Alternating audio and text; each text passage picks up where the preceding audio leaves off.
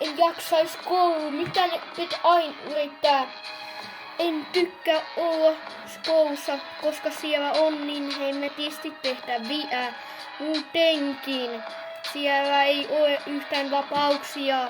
Kuka ihme keksi koulun? Se oli varmaan aika pimeä tyyppi. Ois voinut jättää keksimättä. Koulu on kidutusta. Joten voitaisko opettaa Turingin koulu, koska en jaksais koulua.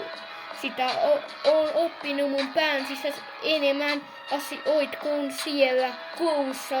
Vaikka siellä opettajat on ihan hiessä opettamassa mulle ja mä oon ihan liekeissä. Ja mä räppään koulusta vähän ilkeetä ja vähän läbbään oloa. Ihan oikeesti. Oon tosissaan. Opettakaa Turingin koulu. En jaksais koulu. Mut mä otan tyyli hatkat sieltä, kun paitsi Turingin pitäisi jaksaa, koska täällä ei kukaan kotona opiskele, koska vanhemmat on töissä, ei voi nyt mennä vaan. Koulussa kuitenkin sut käsketään tekee asioita. Mä oon ihan liekeissä, siellä kaikki on ihan hiessä. Moikka. Sano sun